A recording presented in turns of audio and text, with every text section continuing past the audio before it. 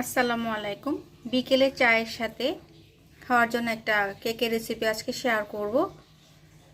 এটা মেহমানদেরকে দিলে বাসা কেউ খেলে বুঝবে না আপনি এটা যে বেকারি থেকে কিনে আনেননি। তো কথা না বলে চলুন দেখে আসি।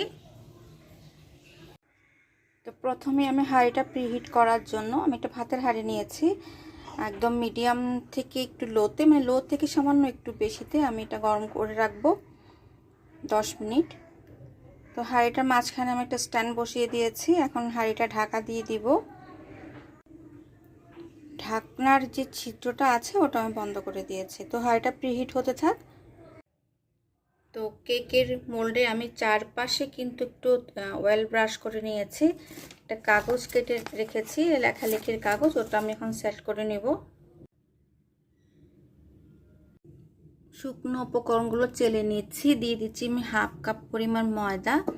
কাপের পরিমাণটা না বুঝলে বা না থাকলে তাহলে 4 টেবিল চামচ একদম লেভেল করে নিতে হবে।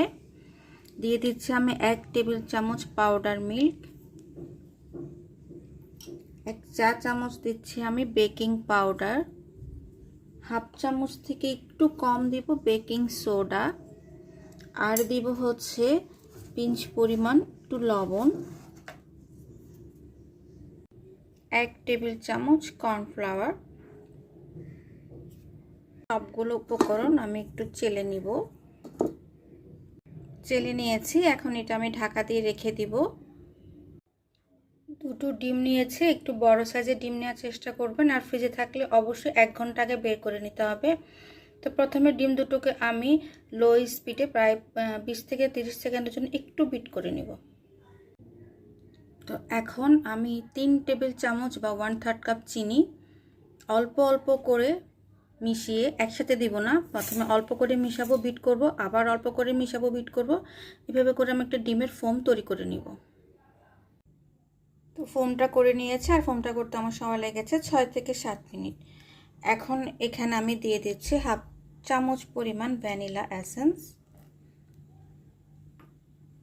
দিয়ে দিব আমি 3 টেবিল চামচ, না 3 টেবিল চামচ না, একটু কম দিচ্ছি আমি খাওয়ার তেল। আপনারা তেলের পরিবর্তে বাটারটাও দিতে পারবেন। দিয়ে দিব হচ্ছে হাফ চামচের মতো সাদা ভিনেগার। এই আর দেখার সুন্দরের জন্য দিয়ে দিব আমি কয়েক ফোঁটা হলুদ ফুড কালার। এটা কিন্তু সম্পূর্ণ অপশনাল, দিলে সুন্দর লাগে এই কারণে দিচ্ছি। এখন সমস্ত উপকরণ আমি জাস্ট 20 সেকেন্ড একটু লো স্পিডে বিট করে নিব। এখন শুকনো উপকরণগুলো আমি মিশিয়ে দিব। অবশ্য চেলে মিশিয়ে দিব, অল্প অল্প করে দিতে থাকবো আর মিশাতে থাকবো। আমি এই বিটারের এই যে কাঁটাটা দিয়ে হালকা হাতে একটু মিশিয়ে নিব।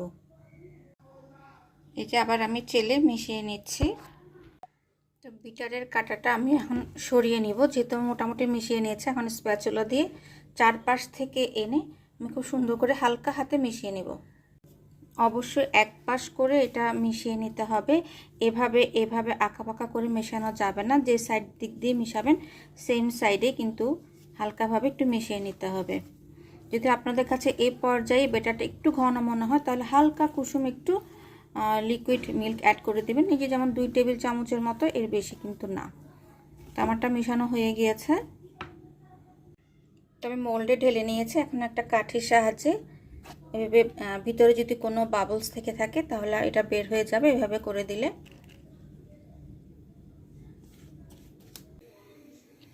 তো চুলোর হাঁড়িটা একটু এক পাশে হেলে গেছে দেখে আমার কেকটা আমি ঠিকমতো সেট করতে পারিনি। একদম লো ফ্লেম থেকে একটু হালকা একটু বেশি রেখেছি আমি।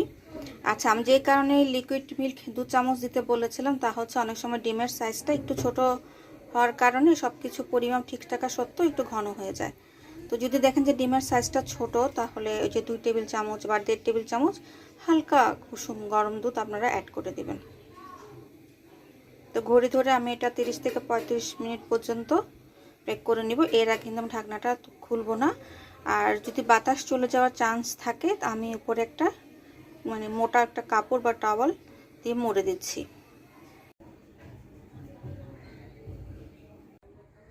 আমি 30 মিনিট পর টাওয়ালটা সরিয়ে নিয়েছি। তো তো কালারটা খুব সুন্দর এসছে, কারণ আমি নিচে থেকেও হিট হয়েছে, উপর থেকেও ওভেনের মতো। তো আমি একটা কাঠি দিয়ে চেক করে নিচ্ছি।